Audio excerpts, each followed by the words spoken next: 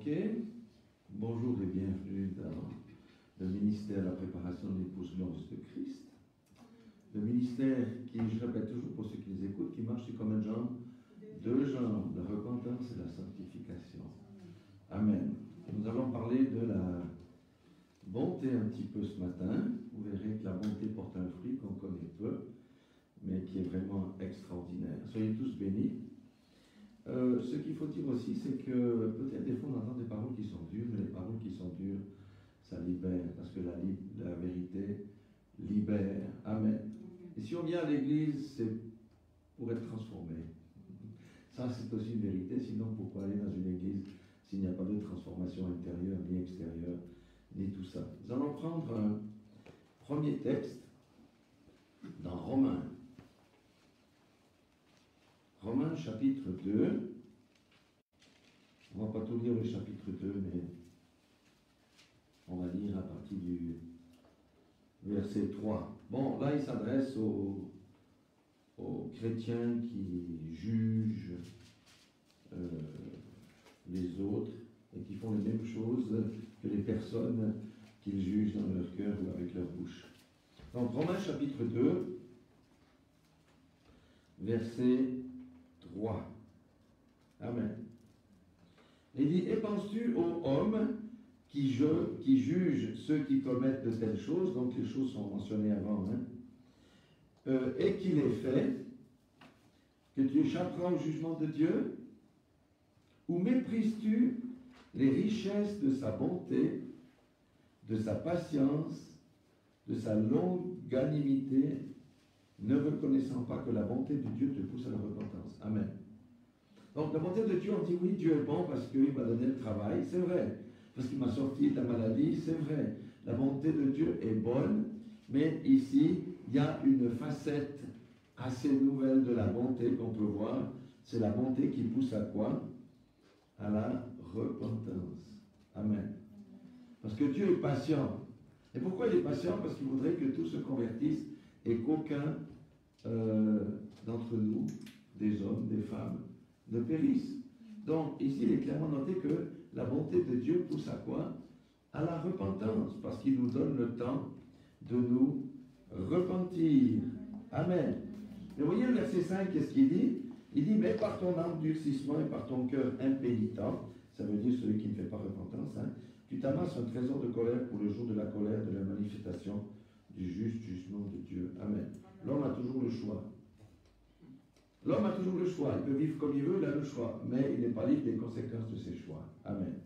Et nous allons voir ce matin, je dis que c'est un bon message. Pourquoi? Parce que nous allons voir ce qui se passe quand on ne se repent pas. Nous allons voir ce qui se passe aussi quand on se repent. Amen. Alléluia. Parce qu'il y a une porte de sortie. Nous vivons dans un monde de plus en plus ténébreux, de plus en plus difficile. Dans toutes les couches de la société, les gens sont dans la souffrance, les gens ont des tas de problèmes. Et on doit être une solution pour ces gens-là. Amen. Il y a des gens qui n'ont pas de paix dans leur vie parce qu'ils ne connaissent pas les principes divins. Alors je vais vous montrer ce qui est arrivé à Israël dans Ésaïe, chapitre 5. C'est un cantique absolument extraordinaire et qui est très beau. Parce qu'il nous donne des clés. Amen. Et ça, c'est aussi la parole de Dieu. Et on verra qu'il y a une parfaite concordance entre Ésaïe chapitre 5, à partir du verset 1, nous verrons qu'il y a une parfaite concordance dans ce qui est écrit ici, ce que Jésus a dit. Amen. Il parle de la vigne. Bon, on va aller à d'où je viens, il y a beaucoup de vignes. Amen. La vigne, ça produit des raisins. Avec le raisin, on fait le vin. Amen. Il dit, je chanterai à mon bien-aimé le cantique de mon bien-aimé sur sa vigne. Mon bien-aimé avait une vigne sur un coteau fertile. Il en remua le sol, ôta les pierres, et il y mit un plan délicieux. Amen. Il bâtit une tour au milieu d'elle, et il y creusa aussi une cuve. Bon, on va déjà s'arrêter un petit peu ici. Première des choses, si vous regardez où est placée la vigne, elle est placée sur le coteau. Pourquoi sur le coteau? Parce qu'il reçoit le maximum de soleil. Amen. C'est une exposition qui est bien meilleure. Il en remua le sol, ça veut dire qu'il a enlevé tout ce qui n'était pas bien dans le sol, il a enlevé les pierres et tout ça. et il y mit un plan délicieux. Il bâtit une tour au milieu d'elle. Amen. Pourquoi on bâtissait une tour au milieu de la ville dans ces temps anciens? C'était utilisé pour que des gardes puissent aller sur la tour pendant les semailles, mais aussi pendant la moisson. Amen. Dans les semailles pour chasser les corbeaux ou les oiseaux qui venaient voler les choses, et puis aussi pour la moisson. Pourquoi? Parce que il y a des voleurs qui risquaient de venir piquer la récolte. Amen. Et il creusa aussi une cuve, parce qu'à l'époque, on foulait le raisin directement sur place. Alléluia. Donc, le Seigneur ici, il a fait tout ce qu'il fallait pour que ça soit bien. Et puis il est dit ici, fin du verset 3, puis il espéra qu'elle produirait de bons raisins. Ben oui, il a planté la vigne, il a tout fait ce qu'il fallait pour, et il a espéré que les raisins fussent beaux. Mais elle en a produit de mauvais. Amen. Alléluia. Donc, vous savez que chacun sur la terre, ici, nous sommes jugés à propos de quoi? À propos des fruits qu'on porte. Le Seigneur nous regarde, quels sont les fruits que tu portes? Quels sont les fruits que je porte? Et il a espéré qu'elle produirait des bons raisins. Quand le Seigneur, on vient au Seigneur, on reçoit le Saint-Esprit, amen, on reçoit, le Seigneur nous dégage de tous nos péchés de notre vie passée, c'est ça, remet les pierres et tout ça. On est dans d'excellentes conditions pour produire du bon fruit, amen, du bon raisin. Mais elle en a produit de mauvais. Si nous-mêmes, on avait une vigne qui produirait de mauvais raisins, qu'est-ce qu'on ferait avec cette vigne? Hein? On la détruirait. Amen. Et là, il dit maintenant, habitants de Jérusalem et hommes de Juda, soyez juges entre moi et ma vigne. Qu'y avait-il encore à faire à ma vigne? Il n'y avait plus rien à faire. Que je n'ai point fait pour elle. Pourquoi, quand j'ai espéré qu'elle produirait de bons raisins, en a-t-elle produit de mauvais? Il pose une question. Et il dit maintenant, je vous dirai maintenant ce que je vais faire à ma vigne. Vous voyez, on est libre de produire du bon ou du mauvais fruit. Mais le Seigneur a fait quelque chose avec cette vigne. Vous pensez que c'est quelque chose de positif ou bien? Première des choses, il dit, j'en arracherai la haie pour qu'elle soit broutée. Au temps d'Ésaïe, là, les vignes, on mettait d'abord une haie. Pourquoi la haie? Parce que c'était une protection. D'accord? Et puis en plus, autour de la haie, on mettait encore une clôture. Et il dit, voilà ce que je vais faire à ma vigne, j'en arracherai la haie pour qu'elle soit broutée. Ça veut dire que même si elle est en fleurs, il y a des animaux qui vont venir la détruire. Amen. Donc, il enlève la protection. J'en abattrai la clôture pour qu'elle soit foulée aux pieds. Il enlève la protection. D'accord? Je la réduirai en friche, elle ne sera plus taillée ni cultivée. Ça veut dire que le Seigneur ne va plus s'occuper de cette vie.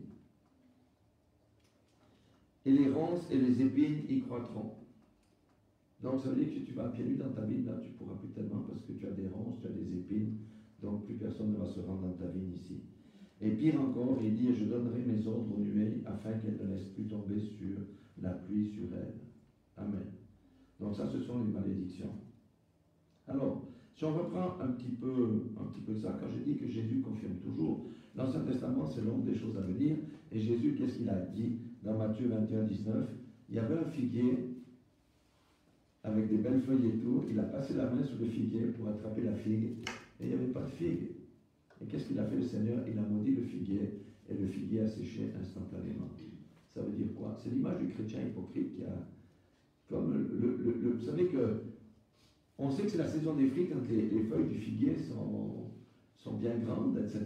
On s'attend à des figues. Et c'est l'image du chrétien qui a le look du chrétien, qui va à l'église, qui fait ci, qui fait ça. Il est chrétien, mais il ne porte pas de fruits. Le Seigneur ne nous a pas accordé le salut, il ne nous a pas sortis de notre misère, il ne nous a pas débarrassés de nos malédictions pour que nous restions stériles. Celui qui n'a pas porté de fruits, le figuier, qu'est-ce qu'il a fait? Il l'a maudit, il l'a séché. Une autre chose que Jésus a dit aussi, il a dit, je suis le cep, vous êtes les sarments. D'accord? Et un sarment, qu'est-ce qu'il doit produire? Il doit produire le raisin. Amen. Et il dit, le sarment qui ne produit pas le raisin, qu'est-ce qu'il prend? Chez nous, on a un sécateur, on coupe le sarment. C'est ce qu'il dit. Hein? On le met à sécher et ensuite on le jette au feu. Ça, c'est dans Jean 15, 2 à 15, 6. c'est une parole vraiment qui est difficile. Et il dit, je donnerai aux maisons de renuée afin qu'elles ne laissent plus tomber la pluie sur elles. Ce sont les malédictions qui sont comprises dans Deutéronome 28. Il y a toute une liste à partir du verset 15. Maintenant, il faut bien se rendre compte à qui ça s'adresse ça. Il dit au verset 7, il dit, la vie de l'Éternel des armées, c'est la maison d'Israël. Alléluia. Et les hommes de Juda, c'est le plan qu'il chérissait. Il avait espéré la droiture, et voici 200 versets de la justice, et voici des cris de détresse. Amen. Si quelqu'un veut pécher, qu'il ne vienne pas à Christ. C'est mieux pour lui. Qu'il vive sa vie à 250 à l'heure, qu'il meure, et puis c'est fini pour lui. Le jugement va tomber lorsqu'il sera mort, lorsqu'on aura le jugement dernier. Mais si on est en Christ, il faut fuir le péché. Amen. Ça, comme on a dit, le servant de Dieu a dit, ça nous arrive de pécher, qu'est-ce qu'on fait? On met les genoux à terre, on reconnaît nos péchés, on se repent, le Seigneur nous lave. Mais dans Romains 2, qu'on a lu tout à l'heure, plus loin, il y a Romains 2, 9, où il dit, tribulation et angoisse sur toute âme d'homme qui fait le mal. Ça veut dire, celui qui fait le mal ne peut pas récolter le bien. Celui qui fait le mal va récolter l'angoisse sur son âme. Amen. Ça veut dire que la paix ne peut pas être dans sa vie. Celui qui ne connaît pas le Seigneur. Vous savez, il y a des gens qui ne connaissent pas Dieu, mais qui vivent selon les principes bibliques, sans le savoir parce qu'ils ont eu une bonne éducation. Ils vont avoir les bénédictions. Il n'y a pas de problème là-dessus parce que Dieu est juste. Mais celui qui connaît Dieu et qui bafoue les commandements de Dieu et qui marche dans le péché, ou celui qui est païen, qui ne connaît pas Dieu, qui marche dans le péché, il dit que l'angoisse va venir dans le cœur de la personne. Une telle personne ne peut pas jouir du bonheur, ne peut pas jouir de la paix. Sa vie durant, c'est comme dans une machine à laver. C'est toujours des problèmes. On ne sort pas de la machine à laver. On a toujours les mêmes trucs. On a toujours les mêmes trucs. Amen. C'est pour ça que le Seigneur, on verra, nous appelle à quoi? À la repentance. Amen. Donc, ici, il parle de son peuple qu'il avait mis à part. Qu'est-ce qu'il a fait à son peuple? Il a tellement été patient, il les a exhortés à revenir, il les a mis en captivité. Et pour finalement, il les a mis en dispersion dans toutes les nations. C'est pour ça qu'on a des Juifs dans tous les pays du monde. Et jusqu'en 1948, les Juifs ne pouvaient pas être en Israël parce qu'ils ont été dispersés parmi toutes les nations. Amen. Vous voyez que le Dieu là, il a changé depuis que Jésus est venu. Non, ce sont des principes bibliques. Tu marches droit, tu marches dans l'amour. C'est pas compliqué ce que le Seigneur nous demande de faire. Eh bien, c'est ok. Tu dis que tu me connais, tu viens dans ma maison et tu vis n'importe comment, c'est ton choix. Mais les conséquences du choix, elles sont aussi pour toi. Amen. Donc, on voit que Dieu est un juste juge et il n'hésite pas à frapper. Non, Dieu n'hésite pas à frapper. C'est pour ça, comme disait la servante tout à l'heure, il y a des dizaines de pasteurs qui sont en train de mourir comme des mouches dans certains pays d'Afrique, parce que le jugement de Dieu commence par la maison, comme le Seigneur a dit. Amen. C'est pourquoi la repentance est si importante. Nous allons voir maintenant comment on peut sortir de ce genre de situation en allant dans le livre de Néhémie, qui est juste avant les psaumes, avant Esther, Néhémie chapitre 9. Et nous allons voir ici que c'est vraiment assez fabuleux comment Dieu fait, mais l'homme est là, la comprenette, comme on dit chez nous. Hein, il faut qu'il sorte des tas de coups de bâton pour qu'ils comprennent. Mais parce que c'est ainsi. Donc, Néhémie, chapitre 9, on ne va pas tout lire, on va partir à partir du verset 20. Il faut comprendre le contexte aussi. Quand ils sont sortis d'Égypte, le Seigneur leur a donné le pays promis. Mais ils se sont mal comportés et Dieu a envoyé le roi de Babylone, je crois que c'était Cyrus à l'époque, pour mettre le peuple en captivité à Babylone. Mais ce roi-là a permis à Néhémie et à Esdras de revenir dans le pays pour reconstruire le temple qui avait été détruit. Amen. Et il dit au verset 20 ici, il est dit, c'est Dieu qui parle, Tu leur donnas ton bon esprit pour les rendre sages, et tu ne refusas point ta manne de leur bouche. Ça, il explique, hein, toujours dans le contexte, quand ils sont sortis d'Égypte. Hein, et tu leur fournis de l'eau pour leur soif. Parce que là, ils étaient 40 ans dans le désert. Pendant 40 ans, tu pourvus à leur entretien dans le désert. Ils ne manquèrent de rien. Leurs vêtements ne s'usèrent point, et leurs pieds ne s'enflèrent point. Ça veut dire quoi? Aujourd'hui, on change souvent de souliers. Ben là, pendant 40 ans, ils ont eu les mêmes sandales et les pieds ne se sont pas gonflés. Amen. Ici, on change souvent de vêtements, mais pendant 40 ans, ils n'ont eu pas besoin de changer de vêtements. Bon, du reste, si vous êtes dans un désert, vous allez trouver où une boutique à vêtements? Je ne sais pas. Vous pouvez regarder loin à la ronde, il n'y aura pas plus qu'un cordonnier. On ne va pas trouver. Donc Dieu pourvoit à ceux qui leur appartiennent. Hein? Il dit, tu leur livras des royaumes et des peuples dont tu partageas entre eux les contrées, et ils possédèrent le pays de Sion, roi de Hesbon, et le pays d'Og, roi de Basan. Bon, ceux qui connaissent bien la Bible savent que c'était des rois puissants, qui avaient de puissantes armées, et Og, c'était un roi qui mesurait 3,80 m, puisqu'ils ont retrouvé leur lit, ils ont retrouvé son lit, qui permettait de calibrer, disons, la taille de ce monsieur. Tu multiplias leurs fils comme les étoiles des cieux, et tu les fis entrer dans le pays dont tu avais dit à leur père qu'ils prendraient possession. Et leurs fils entrèrent et prirent possession du pays. Tu humilias devant eux les habitants du pays, les Cananéens, et tu les livras entre leurs mains avec leurs rois et les peuples du pays pour qu'ils les traitent à leur gré. Amen. Ils devinrent mettre des villes fortifiées et des terres fertiles. Ils possédèrent des maisons remplies de toutes sortes de biens, des citernes creusées, des vignes, des oliviers, des arbres fruitiers en abondance.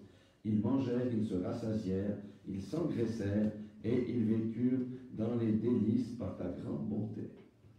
Bon, ça peut être plutôt pas mal quand même, après 40 ans dans le désert. Hein, d'être dans un pays là où on a des olives, on a des vignes, les habitants du pays nous sont soumis, hein, et ils s'engraissèrent. D'accord? Bon, aujourd'hui, nous, on dit en Europe, non, il faut qu'on maigrisse. Mais là, ils s'engraissèrent. Amen. Et ils vécurent dans les délices par ta grande bonté. Amen. Alléluia. Pourquoi? Parce qu'ils respectaient la parole de Dieu. Ils ont bénéficié de ça.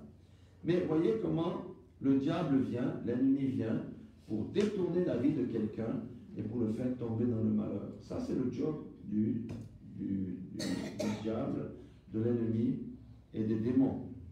Vous voyez le verset 26. Néanmoins, malgré tout ça, ça dit, hein, malgré tout ça, ils ont vu la bonté de Dieu, ils ont vu la puissance de Dieu quand ils étaient dans le désert, ils ont vu la bonté de Dieu quand ils sont arrivés dans ce pays. Dieu a réglé le sort à ses ennemis. C'est comme si quelqu'un règle le sort de tous les démons qui nous poursuivent, qui nous embarrassent dans notre vie. Il fait tout ça.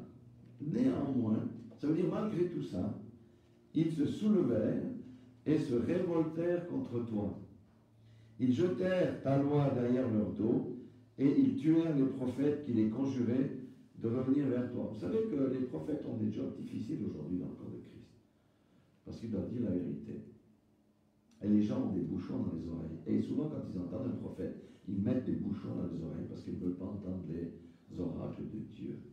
Amen. C'est un job difficile. C'est pour ça que notre ministère n'est pas toujours facile. Et on reçoit beaucoup d'attaques spirituelles parce qu'on prêche la repentance et la vérité. Et ils se livrèrent envers toi à de grands outrages. Regardez juste les mots, hein, au verset 27. Alors, ça veut dire au bout d'un moment, hein, alors, tu les abandonnas entre les mains de leurs ennemis qui les opprimèrent. Vous voyez? Quand on sort de l'alliance qu'on a avec Dieu, Dieu est patient. Mais à un moment donné, il dit, alors, puisque tu es comme ça, je vais te livrer dans les mains de tes ennemis et tu seras opprimé. Amen. Mais au temps de leur détresse, ils crièrent à toi, et toi, tu les entendis du haut des cieux, et dans ta grande miséricorde, tu leur donnas des libérateurs qui les sauvèrent de la main de leurs ennemis. Ça, c'est au temps des juges. Qu'est-ce qu'ils ont fait? Crier à Dieu, ça veut dire quoi? Ça ne veut pas dire que ce n'est pas juste. Non, c'est se mettre à genoux, reconnaître ses fautes, demander pardon et demander qu'il nous rétablisse dans la situation précédente. C'est ce qu'il a fait ici. Et dans ta grande miséricorde, tu leur donnas des libérateurs qui les sauvèrent de la main de leurs ennemis. Amen. Maintenant, verset 28, c'est le cœur de l'homme. Hein?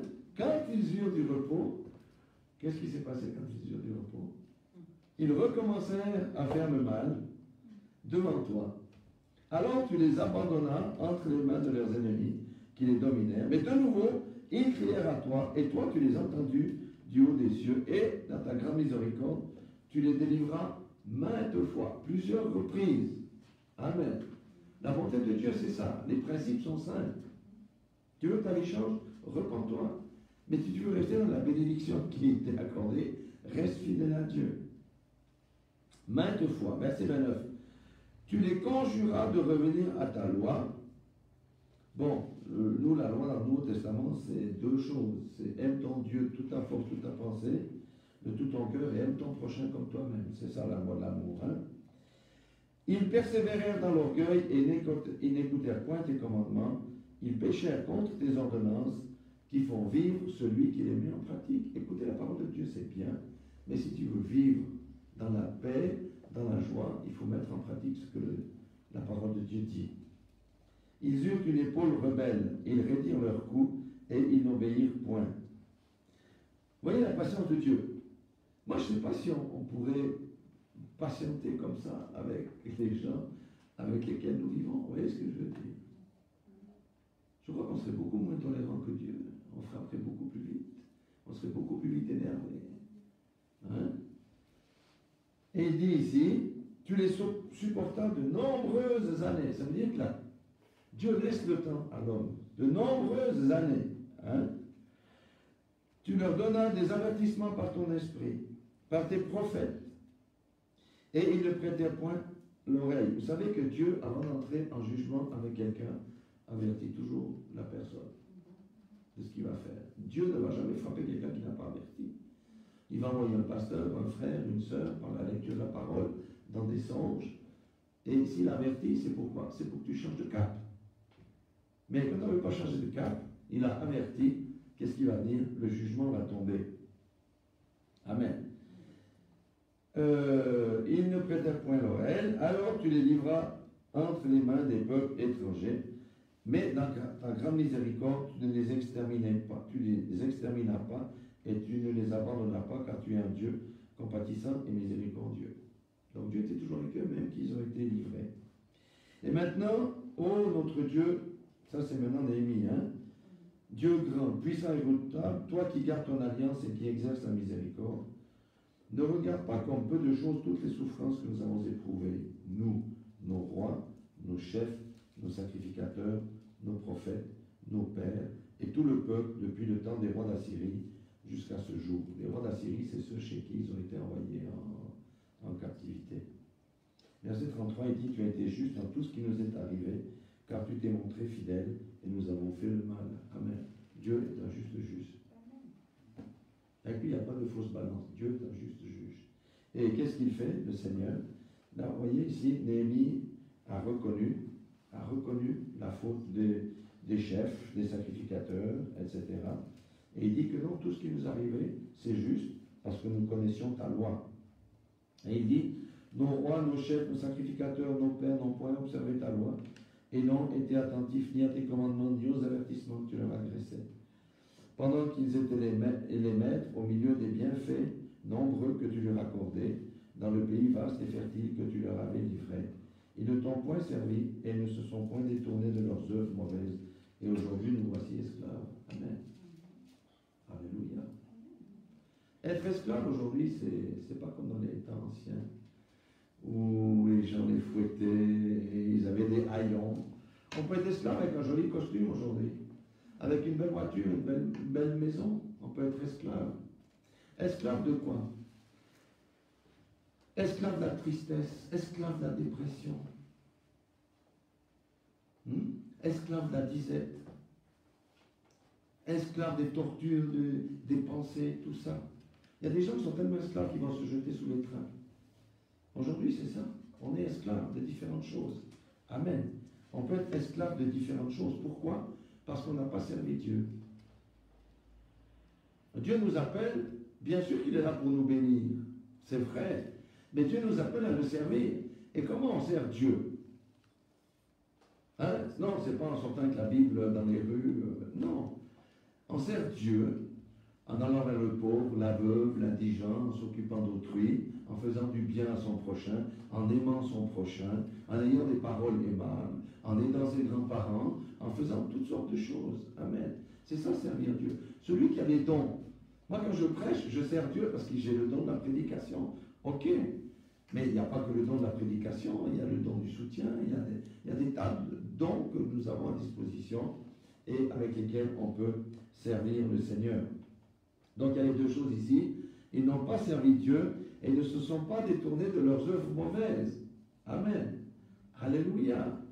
Si on sert Dieu, on ne peut pas servir Dieu puis faire des œuvres mauvaises en même temps. Ce n'est pas possible.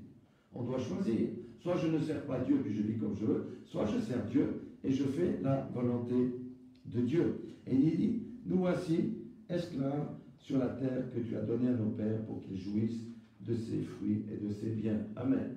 Quand on est à fond avec Dieu, on domine sur les circonstances. Amen. Amen. Le diable va essayer de nous détruire. Alléluia. Le diable va essayer de nous détruire. Mais nous avons le pouvoir de faire quoi? De lier l'homme fort. Nous avons le pouvoir de chasser le démon. Nous avons le pouvoir de guérir le malade. Alléluia. Et c'est une réalité. Bien sûr qu'aujourd'hui, on ne voit pas encore la gloire de Dieu parce que son Église est polluée. Amen. L'Église au sens large, corps de Christ. Ce qui est arrivé à la ville d'Israël qu'on a vu au chapitre 5 d'Ésaïe, Amen, eh bien, c'est ce qui est dans le corps de Christ aujourd'hui. Dieu a arrêté les robinets, il n'y a plus grande bénédiction là-dedans. La plupart des églises sont des églises religieuses. Les gens ont des tas de problèmes, on est incapable de régler les problèmes. Dans l'église, il n'y a pas de changement, il n'y a pas de transformation, il n'y a rien du tout. Pourquoi? Dieu a fait cesser la pluie, la bénédiction. Pourquoi? Parce qu'on s'est éloigné de lui. Parce qu'on a cru à des théories qui nous amènent loin de Dieu, selon le cœur de l'homme. Et la malédiction est entrée dans le corps de Christ. Et aujourd'hui, Dieu frappe. Il a dit qu'il commence le jugement de sa maison par ceux qui sont à la tête. Vous savez, d'être ici et de prêcher, c'est bien. Mais le Seigneur dit, quand vous jugera tous ceux qui sont au pupitre, ils seront jugés plus sévèrement. Tous ceux qui ont menti aux brebis, tous ceux qui ont menti aux membres d'église pour des motifs de cupidité, d'impureté ou autre chose là. Mais le Seigneur va juger ça. Quand l'onction de Dieu va descendre, parce que l'onction de Dieu doit redescendre, ça sera mieux qu'à la Pentecôte. Mais il faut qu'on soit prêt à recevoir cette onction-là. Autrement, l'onction-là va te tuer. Amen. Et Dieu ne permettra pas qu'il y ait des leaders qui abusent encore des brebis et tout ça. Non, non, non, non. Tout ça, ça va être dehors. L'église ne sera plus telle qu'on la connaît aujourd'hui avec des bâtiments. L'église, on sera dans la rue. Il y aura les paralytiques qui vont se lever des chaises. Les malades seront guéris au nom de Jésus. Et on va dire, à cela-là sert le vrai Dieu. Et c'est comme ça que la moisson va rentrer. Amen. Alléluia. Il doit y avoir des changements parce que les fruits aujourd'hui, de ce qu'on appelle le corps de Christ au sens large, les fruits sont mauvais. Les ronces et les épines ont grandi dans les églises. Ça veut dire que c'est le péché. La haie a été enlevée. La clôture a été enlevée. Ça veut dire que les mauvais esprits sont où? Sont au milieu des églises. C'est avec tous ces esprits religieux, des esprits de luxure, tout ça. Vous savez, l'église est sale aujourd'hui. Il faut dire la vérité. Et si on veut que l'église revienne proche, c'est avec nos deux genoux. On demande pardon au Seigneur, la gloire de Dieu va redescendre et on verra de nous la différence entre celui qui sert Dieu et celui qui ne sert pas Dieu. Amen. Alléluia. Vous savez, Dieu est bon, Pendant des années, il a toléré Israël, il les a ramenés, et au bout d'un moment, il a dit, c'est fini, cette fois-ci, je vous disperse dans les nations. Parce qu'il vient un moment où on franchit une ligne. On connaît l'expression, j'ai franchi la ligne rouge. Quand on franchit la ligne rouge, qu'est-ce qu'il y a? Il y a une sanction. Au pénal, c'est comme ça. Il y a des lignes qu'on ne franchit pas. Tu franchis la ligne rouge, cette fois-ci, tu es au trou pendant 5 ans. Tu es en prison pendant 5 ans. Alors qu'avant, il y avait peut-être, on avait le sursis, comme on a chez nous. Ça dit, si tu te conduis bien pendant 2 ans, ok, tu n'as pas besoin d'aller en prison. Mais si tu franchis la ligne rouge, les 2 ans là, tu vas aller, maintenant c'est fini, tu vas aller droit à la prison. Amen. Alléluia. Dieu est bon. La bonté de Dieu, c'est vrai, Dieu est amour. Il faut le dire. Et si Dieu attend encore aujourd'hui, il veut que la moisson rentre, parce qu'il y a beaucoup de personnes qui ne connaissent pas le Seigneur, et les temps deviendront de plus en plus noirs, de plus en plus difficiles. Quel est le pasteur qui va dire qu'aujourd'hui, que non, les choses vont aller de mieux en mieux? Celui-là, il a un autre livre que la Bible. Hein? Les choses n'iront pas de mieux en mieux, elles sont prophétisées. Nous sommes sur une pente très glissante. Amen. Le petit coronavirus qu'on a là, ça c'est quoi? C'est un amusement, ça. C'est une grippette, c'est rien. Il y aura des choses beaucoup plus sévères qui vont arriver avec ça. La méchanceté de l'homme est à son comble aujourd'hui. La perversion, elle est dans le monde. Amen. Et quand l'homme accepte la perversion dans l'Église, et puis que des églises acceptent de bénir les mariages qui n'ont rien de biblique, ça veut dire qu'on a été très loin. Là, l'église qui accepte ça a franchi la ligne rouge. Hein. Elle n'a plus de haine, elle n'a plus rien du tout. L'Esprit de Dieu n'est plus dans cette église-là. Et comment les chrétiens peuvent accepter des choses pareilles? S'il y a des votations, ils votent pour. Franchi la ligne rouge. On ne peut pas voter contre la parole de Dieu. L'homme, je dis, on est en démocratie. Ici, en Europe, dans la plupart. Non, surtout en Suisse. Parce qu'ailleurs, il y a peut-être pas tellement de démocratie. Si on regarde la France, ce n'est pas une démocratie. Mais si nous regardons la Suisse, nous sommes vraiment en démocratie directe puisque nous pouvons voter. Amen. Donc c'est nous qui décidons de ce qu'on veut voter. Maintenant, l'homme peut déclarer que la loi qui va passer bientôt, c'est la vérité, c'est la réalité, c'est vrai. On accepte la réalité, nous sommes en démocratie. Mais ce n'est pas la vérité. Amen. Cette loi-là amènera la malédiction sur le peuple. Amen. Et tous ceux qui auront voté auront franchi la ligne rouge. C'est comme je dis toujours à des chrétiens qui maudissent Israël, je dis mais ne maudissez jamais Israël. Ne maudissez jamais Israël, parce que la malédiction qui sort de votre bouche sur Israël reviendra sur votre tête. Amen. Israël, on peut dire ce qu'on veut, c'est quand même le peuple de Dieu. C'est grâce à Israël que nous avons pu rentrer. Bon, peut-être qu'ils ne font pas tout juste, ça c'est vrai, ok. Mais n'empêche que toutes les nations s'unissent contre Israël. Quand j'étais gamin, toutes les nations étaient en faveur d'Israël. Aujourd'hui, toutes les nations sont contre Israël. Amen. Et bien moi je dis, je suis pour Israël et je suis fier de porter Israël dans ma prière. Amen. Parce que la Bible dit qu'Israël sera rétabli et la gloire de Dieu va redescendre sur Israël. Vous savez que il y a la mosquée d'Omar là, hein, sur le Saint-Anne, et les musulmans savent que Jésus va revenir, le Messie doit venir par telle porte. Qu'est-ce qu'ils ont fait? Ils ont muré la porte en pensant que Jésus ne va pas pouvoir venir au travers de la porte là. Non, tout ça, ça va se régler. C'est pour ça que de tout temps, le diable a essayé de tuer Israël, de les massacrer comme ça a été au temps de Hitler. Ça a été juste l'échec. Tous les Arabes se sont unis dans la guerre pour détruire Israël. C'est eux qui ont été détruits. Amen. L'homme ne peut rien faire contre Israël. Amen. C'est pourquoi nous devons porter Israël dans notre cœur. Mais le sujet qui nous préoccupe aujourd'hui, c'est de revenir dans la repentance. Et voyez, Néhémie, qui était quand même un clairvoyant, je poursuis au verset 36, puis après il y a la solution.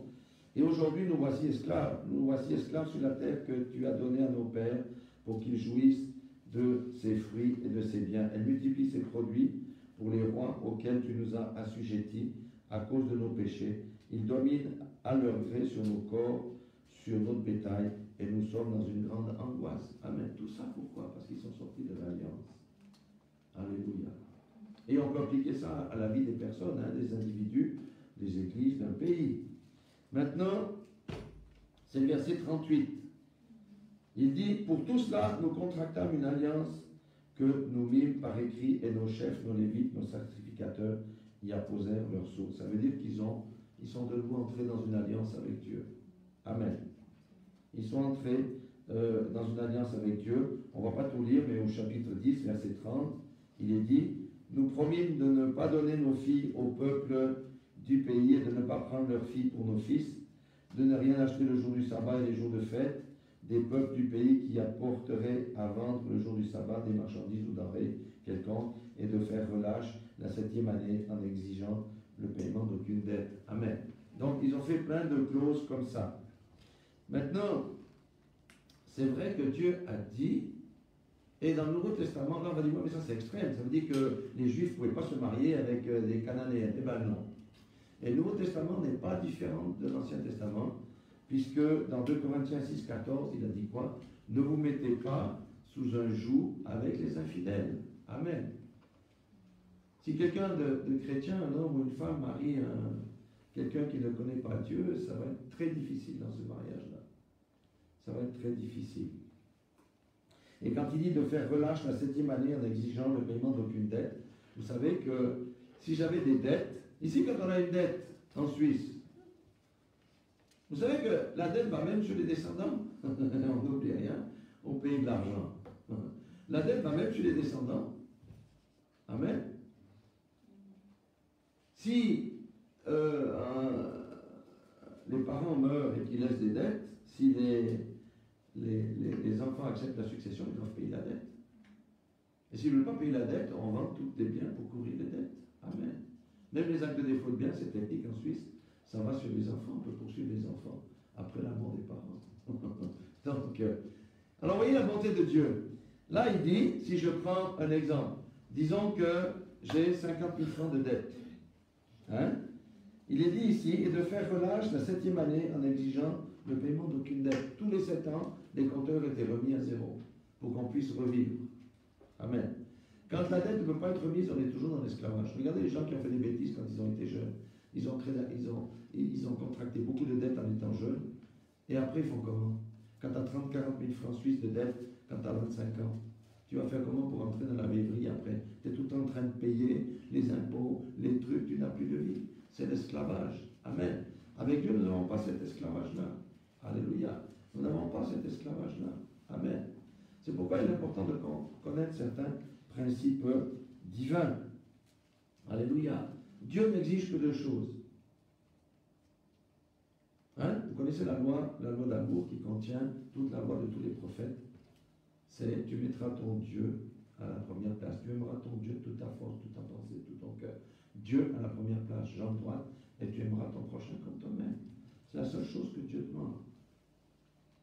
Si quelqu'un aime son prochain, il ne va pas médire de son frère, de sa soeur dans l'église. Si quelqu'un aime son prochain, est-ce qu'il va aller piquer son mari ou piquer sa femme? Non. Si quelqu'un aime son prochain, est-ce qu'il va se détourner, changer de trottoir? Non, il ne va pas se détourner, changer de trottoir. C'est la loi de l'amour. Dieu est un Dieu d'amour. Celui qui marche dans l'amour, il est tranquille. Amen. Celui qui a un cœur généreux, il est tranquille. Parce que le jour où les ennuis viennent, Dieu va se souvenir. Amen. Ce sont des principes. C'est pour ça qu'il est dit, il y a plus de joie à donner qu'à recevoir. Alléluia. C'est vrai. Alléluia. Le règne de Dieu dans la vie de quelqu'un le transforme. Si quelqu'un va à l'église depuis 30 ans, qui n'a pas de transformation, que c'est toujours la même personne, avec toujours les mêmes défauts, c'est qu'il n'a pas connu Dieu. Non. Dieu transforme l'intérieur. Alléluia. Le menteur ne ment plus. Le voleur ne vole plus. Le fraudeur ne fraude plus. Le médisant ne médit plus. Le jaloux n'est plus jaloux. Ça, c'est les prisons spirituelles. Vous savez que la jalousie conduit au meurtre. En Suisse, on appelle ça gentiment les meurtres passionnels. Vous voyez, le meurtre passionnel. Mais ça reste un meurtre. C'est un peu moins puni que si on fait un brigandage et on tue quelqu'un. Mais le meurtre passionnel, ça veut dire que les émotions, la personne n'a pas réussi à maîtriser ses émotions. C'est à cause de la jalousie, ça l'a conduit au meurtre. Amen. Le premier cas de meurtre par jalousie se trouve où dans la Bible? Dans Genèse, c'est Caïn, qui a été jaloux de son frère Abel, et il l'a tué à cause de la jalousie. Le Seigneur avait dit, le péché est à ta porte, n'ouvre pas la porte, ne le laisse pas entrer. Et la jalousie vient avec les pensées. D'abord c'est tout petit, on laisse entrer, et puis après la pression devient tellement grande que ça va jusqu'au meurtre. Amen. Si tu es un fils de Dieu, la jalousie quitte ton cœur. L'amertume quitte ton cœur. Ça prend du temps, mais ça se nettoie. Le Seigneur nous a donné l'Esprit Saint, pourquoi? Pour que, justement, il nous travaille. Mais pour ça, il faut être dans l'alliance. Et eux sont revenus dans l'alliance. Ils ont fait des vœux en disant non, on ne veut plus retourner là-bas derrière. C'est fini, on va marcher droit. Amen. Et si on est dans l'alliance, non, Dieu vient à notre secours. Dieu vient nous aider. Parce qu'il y a quelqu'un qui ne veut pas nous aider. C'est qui celui-là? C'est l'ennemi. Celui qui veut vous garder la tête sous l'eau, c'est l'ennemi. Amen. C'est celui-là qui veut nous garder enchaînés dans des prisons et tout ça. Mais le Seigneur est bon parce qu'il nous sort toujours de la prison. Des fois c'est immédiat, des fois ça prend du temps. Mais Dieu va toujours sortir quelqu'un de la prison qui crie à lui. Amen. Parce que c'est un Dieu miséricordieux. Et il va lui mettre les bonnes personnes pour l'aider à passer au travers de ces caps qui sont difficiles. Amen. Donc la repentance est essentielle dans la vie du chrétien. Un chrétien qui ne se repent pas n'a aucune chance. Pourquoi? Parce que s'il ne se repent pas, ce sont les ronces et les épines qui viennent dans sa vie. Et le fruit qu'il va porter, c'est un fruit qui est le péché. Et le fruit du péché, c'est la mort. Amen. Il y a la mort physique, oui, bien sûr, mais il n'y a pas que la mort physique. C'est la mort des finances, la mort de la joie, la mort de la paix, tout ça. C'est la mort. Les grands voleurs, vous pensez qu'ils sont tranquilles? Ils ont fait un casse, 15 millions d'euros. Ah, formidable. Hein? Dès qu'il y a une voiture qui passe et la police n'est pas le pays, ils n'ont plus la paix. Ils ont les 15 millions d'euros. Et puis, ça va durer combien de temps les 15 millions d'euros qu'ils ont volés? En 3 ans, c'est poussé, c'est liquidé. C'est fini. Et un jour, au détour d'une rue, qui c'est qui apparaît? La police. Et ils sont dans les menottes et ils retournent en prison d'où ils étaient. Amen. Le voleur ne peut pas se délivrer lui-même. Il n'y a que Jésus qui peut régler l'esprit du vol qui est dans le cœur d'une personne. C'est que Jésus. Il n'y a pas d'autre solution que Jésus dans ce monde. Les gens, regardez, les gens font beaucoup de méditation pour se calmer, l'anti-stress. Bon, voilà, tout ça. On fait des tas de méditation. Pendant 15 minutes, 20 minutes, c'est vrai, tu es dans la paix. Mais le lendemain, c'est de nouveau là. Mais ça ne marche pas. Les gens, maintenant, c'est partout le yoga, yoga, yoga, yoga. Bon, si les gens savaient ce que c'était que le yoga, tout le monde fuirait le yoga. Comme je dis toujours, on va chercher en Inde le pays le plus miséreux de la planète, le pays où il y a le plus de difficultés, le plus de démons, le plus de viols, le plus que vous voulez, et on va chercher des méthodes qui n'ont même pas réussi à libérer le peuple en Inde, là-bas, pour les mettre en Suisse. Yoga. Yoga, ça veut dire yog et God. Ça veut dire se mettre sous le joug des dieux. Il faut savoir qu'en Inde, il y a plus de 11 millions de dieux. Toutes les positions, le chat, le poirier, tout ça, c'est quoi? C'est être en union avec le Dieu qui est représenté par le chat, avec le poirier, le truc. Et à la fin, c'est les ennuis qui viennent dans ta vie. Tu as la tranquillité pendant un quart d'heure, 20 minutes, oui. Mais ta vie est foutue. Parce que tu as ouvert des portes. Vous savez que dans les temps anciens, les vignes, il y avait des portes. En principe, il y avait 4 portes. Hein? Est, ouest, nord, sud. D'accord? Pourquoi il y avait des portes? Parce que la nuit, qu'est-ce qu'on faisait? On fermait les portes. Mais pourquoi on fermait les portes la nuit? À cause des brigands. Les brigands ne viennent pas le jour. Donc, on fermait la porte et les portes étaient fermées. Ça veut dire qu'à telle et telle heure, hein, au coucher du soleil, si toi tu étais dehors, tu ne pouvais plus rentrer dans ta ville. Ah, ça veut dire que tu étais exposé aux brigands, aux bêtes sauvages. Donc il fallait être dedans. Maintenant, une ville qui a les portes ouvertes, qu'est-ce qui va se passer? Elle va être ravagée, cette ville. Eh ben, un chrétien qui a des portes ouvertes, c'est exactement la même chose. Qui c'est qui rentre par la porte ouverte? C'est le démon qui viendra t'affliger, t'oppresser. Mais c'est sûr, ça va rentrer. C'est pour ça qu'on est toujours très attentif. Est-ce qu'il y a des portes? Quand on prie pour les délivrances, ça peut des choses, regardez, est-ce qu'il y a des portes ouvertes? Il n'y a pas de portes ouvertes. Ben, s'il y a des portes ouvertes, ben, c'est clair que tu vas pouvoir être mis à mal. Amen. Et c'est pour ça qu'au temps des Hébreux, ils avaient des tas de portes ouvertes. Pourquoi? Parce qu'ils allaient aussi après beaucoup d'autres dieux. Et ça les amenait loin de Dieu. Et alors Dieu dit, ok, d'accord, je vous laisse à vos trucs. Et les ennuis ont commencé, c'est pour ça qu'ils se sont repentis. Amen. Il est bon qu'on comprenne ces principes spirituels. Alléluia. Donc nous avons vu dans l'histoire de la vigne que le Seigneur a tout fait. Il a donné son Fils Jésus mourir pour nous à la croix. D'accord? D'accord. Quand on passe au travers de la repentance, il a enlevé toutes les pierres de nos cœurs, toutes ces choses-là. D'accord? Et il met tout à disposition. Le Saint-Esprit, il met le Saint-Esprit à disposition. Amen. Et maintenant, il dit, maintenant, je veux voir comment tu grandis. Parce que si on regarde la vendange, ce n'est pas la première année qu'il y a la grappe. Il y a un certain temps. Donc, c'est la maturation. Puis regarde, mais quels sont les fruits que tu vas porter? Ça fait 10 ans que tu es dans le Seigneur. 0 fruit. Bon, je vais te laisser encore 3 ans. Je vais te mettre un pasteur devant la route. Hein? C'est comme il dit dans la parabole des vignerons, où il y avait un figuier, il disait, mais non, non, arrache-le pas encore. Laisse-le encore une année, on va mettre du fumier autour du figuier. Peut-être qu'il va porter du fruit. Le Seigneur a dit, ok, je te laisse encore une année. Mais après une année, s'il n'y a pas de fruit, cette fois-ci, je l'arrache. Amen. À quoi ça sert à Dieu d'avoir des serviteurs inutiles dans sa maison? À rien du tout. Pourquoi les laisserait-il en vie? C'est révolutionnaire hein, comme discours. Mais à lire, bien lire la Bible, vous verrez que ce que je dis est vrai. Le Seigneur ne nous a pas mis sur la terre pour recevoir le salut, toutes les bénédictions, puis rester peinard, assis dans sa vie, croiser les bras, puis rien faire. Non. Un des grands fruits qui est peu connu, c'est l'intercession. Tous ceux qui prient portent beaucoup de fruits. Même ce qu'on fait sur les plateformes, là, il ne faut pas croire. Ça, c'est un fruit réel. Parce que les prières montent vers le Seigneur pour le corps de Christ, pour des gens qu'on ne connaît pas, etc. Ça porte du fruit. Ça, c'est un fruit magnifique. C'est l'intercession. Combien dans le corps de Christ en Suisse aujourd'hui ont le fardeau d'intercession ici? En Suisse, je ne parle pas des autres, mais rien qu'en Suisse. Est-ce qu'on intercède beaucoup pour les autres? Ou bien est-ce qu'on est juste préoccupé pour que ça aille bien dans notre boulot et qu'on ait une vie pénale? Vous voyez, il faut qu'on se révolutionne notre manière de penser. Amen. Parce que quand tu pries pour les autres, Dieu règle tes problèmes. Quand tu pries pour les autres, Dieu te guérit. Quand tu pries pour les autres, Dieu vient épurer ton cœur. Amen. Alléluia. C'est un principe spirituel. Vous voyez, la repentance, c'est quelque chose d'extraordinaire. Je vais terminer en revenant sur Romains 2. Romains 2.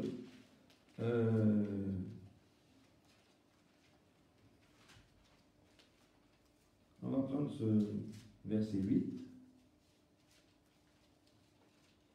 Et c'est une chose...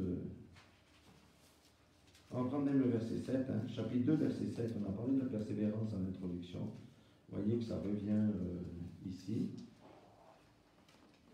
Romains 2, verset 7, il est dit, il réserve la vie éternelle à ceux qui, par la négligence, non, par la persévérance, hein, à bien faire. La persévérance à bien faire, c'est quoi? C'est à marcher dans l'amour. Amen. C'est à veiller à ce qu'on dit. Ne serait-ce que la politesse. Ne serait-ce que de dire bonjour. Ne serait-ce de demander comment ça va à son voisin. Hein? À faire, à bien faire. Cherche l'honneur, la gloire et l'immortalité. Par la persévérance à bien faire. Cherche l'honneur, la gloire et l'immortalité. Mais l'irritation et la colère à ceux qui, par esprit de dispute, sont rebelles à la vérité et obéissent à la justice. Amen. Les gens qui sont tout le temps dans la dispute, les gens qui sont tout le temps en train de vous contredire, les gens qui cherchent les querelles, qui cherchent les gens, fuyez-les. Vous entendez? C'est un mauvais esprit. Ça ne vous amène à rien du tout.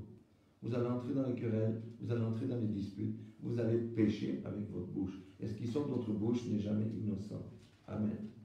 Et aujourd'hui, le corps de Christ est divisé. Pourquoi? L'esprit de dispute. Nous avons la plus grande église. Nous avons les plus jeunes membres. Nous, on a fait ci, nous, on a fait ça. Nous, on croit comme ci, nous, on croit comme ça. C'est nous qui... C'est l'œuvre du diable. Le diable est un diviseur. Le diable est un diviseur. Amen. Dans un endroit où il y a beaucoup de disputes et de divisions, sachez que l'Esprit de Dieu n'est pas là. C'est l'esprit de qui? L'esprit du diable. Amen. Parce que c'est la langue. Et la division fait beaucoup de dégâts avec la langue. Ne serait-ce de mal parler des frères et des sœurs. Amen. Ou du pasteur, ou de tout ce qu'on veut. Alléluia. Donc, voyez le verset 9. Ça, c'est valable pour tout le monde. Croyant, non-croyant. Tribulation et angoisse. Ça semble bien, ça. Tribulation, ça veut dire épreuve. Hein? Et angoisse. Sur toute âme d'homme qui fait le mal. Faire le mal, ça veut dire je fais sciemment le mal. C'est des petites choses, hein. Je vois le 10 francs dans la caisse tous les mois, 20 francs dans la caisse. Dans mon travail, je pique des trucs, ça ne prend pas trop le ouais. Oh, je fais de la bricole, si c'est pas grave, ils ont tellement de tournevis, je pique des tournevis, je pique une raboteuse, il n'y a pas de problème. Ça s'appelle faire le mal, ça. C'est pas faire le bien à son patron. Amen. Hein? Sur toute âme d'homme qui fait le mal, colportage, hein, médisance, sur le juif premièrement, puis sur le grec. Amen. Dieu ne fait pas de favoritisme. Si quelqu'un ne connaît pas Dieu qui fait le bien, il sera béni. Si quelqu'un qui connaît Dieu, qui fait le mal, il sera maudit. Ça veut dire qu'il y aura une malédiction qui est attachée. Lisez Deutéronome 28 à partir du verset 15. C'est une loi. Tu fais le bien, tu récoltes le bien. Tu fais le mal, tu récoltes le mal. Parce que la Bible dit, chacun moissonnera ce qu'il aura semé. Et comme je dis, si je sème des radis, est-ce que c'est des carottes qui vont pousser? C'est des radis. À moins qu'aujourd'hui, avec la transe des OGM, on va faire des choses. Mais si je plante l'amour, je vais récolter l'amour. Si je plante la haine, je vais récolter la haine. Amen. C'est pour ça qu'il y a beaucoup de meurtres, de trucs bizarres aujourd'hui qui se passent. Parce qu'on n'a pas semé les bonnes semences. Amen. Alléluia. Et nous avons vu ce matin que Dieu appelle particulièrement tout le monde à la repentance, mais particulièrement ceux qui prêchent, ceux qui sont dans des positions d'autorité dans l'Église. Parce qu'il faut que les abus cessent. Il faut que la vérité soit prêchée. Il faut que la vérité soit libérée. Et il faut ça. Parce qu'autrement, l'Église ne va jamais pouvoir s'en sortir. Elle va aller toujours plus bas, toujours plus bas. Et quand on va dire tu es chrétien, je disais oui, mais être chrétien, à quoi ça sert d'être chrétien? Quand je vois les œuvres, quand je vois les fruits que vous portez, ça ne vaut pas la peine. C'est pour ça qu'il y a un mauvais vent qui souffle aujourd'hui avec des tas de choses. Mais il faut qu'on puisse revenir dans la ligne droite. Amen. Alléluia. C'est vrai. Dieu ne regarde pas au nombre. Hein. Vous savez, nous on est 50 000. Non, les méga church. Dieu ne regarde pas au nombre. Dieu regarde à la qualité du cœur des gens qui vont à l'église. Parce que nous sommes l'église. Amen. Et la transformation, ça doit transformer.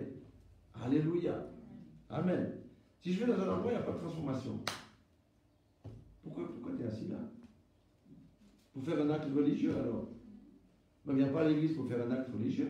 On vient à l'église pour être transformé. On vient à l'église pour que notre caractère soit transformé. On vient à l'église pour que je sois nettoyé, purifié, lavé, que j'ai la joie en permanence, que je marche correctement. C'est ça de venir à l'église. Ce n'est pas juste écouter le pasteur. Il faut que la parole descende dans le cœur et produise de l'effet. Amen. Et voyez, tout passe par la repentance aujourd'hui. Le Seigneur n'est pas content. Il n'y a qu'à voir. Il y a des pays qui sont très frappés, il y a des pays qui ne sont pas frappés. J'entends pour l'épidémie des morts pasteurs, hein, je parle là. Hein. Dans les endroits, c'est la mort normale, puis il y a des endroits, il y a des épidémies, on devrait se poser des questions sur pourquoi les pasteurs meurent comme des mouches. Il faut se poser la question. La grâce, la grâce. Oui, mais la grâce ne t'autorise pas à voler. La grâce ne t'autorise pas à avoir des relations avec les brebis. Vous voyez à quoi je pense? La grâce ne t'autorise pas à frauder, surtout si tu es un pasteur. Et c'est à cause de ces choses-là, qui sont de la rébellion, que la colère de Dieu et le jugement de Dieu commencent par sa propre maison. Amen. C'est pour ça que je dis, si quelqu'un prêche ici, devant, il faut que sa vie soit en ordre. Parce que, vous voyez, si je prêche devant vous, puis après ma vie, je vis dans les ténèbres, mais je peux faire du souci pour ma vie. Je peux faire du souci pour ma vie. On doit être en adéquation de ce qu'on dit, ce qu'on vit. La vie n'est pas toujours facile, hein. Comme on dit, tant qu'on est dans son corps de chair, on peut des pensées. Il faut lutter contre les pensées, il y a des luttes. C'est la vérité. Mais Dieu appelle le corps de Christ à se repentir. Parce que la gloire de Dieu va descendre à nouveau et ce sera plus fort qu'à la Pentecôte. C'est pour ça qu'il veut des vases qui soient bien purs, qui soient bien nettoyés. Amen. Et qu'on puisse voir la gloire de Dieu se manifester dans notre vie. Vous savez, quand on voit la gloire de Dieu se manifester dans les autres, on dit « Waouh, super !» Je dis « Mais j'aimerais bien que mon tour arrive aussi pour... Quand je dis une parole de connaissance, la chose c'est la vérité. Amen. Quand je dis au nom de Jésus sois guéri, qu'il y ait des guérisons qui arrivent. Amen. C'est ça la gloire de Dieu. Mais la gloire de Dieu va revenir. Et elle va tomber sur le petit reste, sur tous ceux qui font profession de servir Dieu et qui marchent dans la droiture. Amen. Beaucoup professent servir Dieu, mais ne marchent pas dans la droiture et ne marchent pas dans la justice. Pour cela-là, ils sont déjà exclus de toutes les façons. sauf s'ils se repentent, parce que Dieu est bon, peut se repentir, revenir dans le bon créneau, dans le chemin étroit, et Dieu nous pardonne. Voilà. Ce que je voulais vous dire, c'est que ce qu'on doit viser aujourd'hui, d'abord, c'est dans la bonne position avec Dieu, c'est chercher Dieu, parce que Dieu, c'est le seul qui est capable de changer nos vies. Et puis, on doit revenir à l'essentiel, qui est la parole de Dieu, pas au discours des hommes, mais la parole de Dieu. Amen. Et pour ça, il faut lire, et quand on lit la parole de Dieu, ça nous lave, on comprend mieux les choses. Les choses qu'on trouve normales dans la vie de tous les jours, quand on commence à lire la parole de Dieu, on se dit, mais ça, c'est pas bien. Ben oui, c'est pas bien, parce que Dieu travaille notre conscience, ça nous permet de nous mettre sur le chemin étroit, et ça nous permet d'entrer à ce qu'on appelle une nouveauté de vie, où nous avons la paix, la joie en partage. Alléluia. Parce que Dieu n'a pas destiné l'homme au malheur, il a destiné l'homme et la femme au bonheur, sauf que l'ennemi est venu nous voler en nous faisant dévier de notre trajectoire. Amen. Soyez tous bénis dans le nom de Jésus-Christ. Amen. Alléluia. Et que ce dimanche soit un bon dimanche, et surtout, que lundi, il y a quelque chose qui se passe dans votre cœur, et dans mon cœur aussi.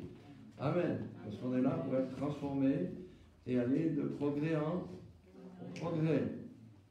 Si je trouve l'orateur parfait aujourd'hui, je le ferai venir volontiers. Mais pour le moment, je crois qu'il n'y a pas d'orateur parfait aujourd'hui. Mais nous allons de progrès en progrès et de gloire en gloire.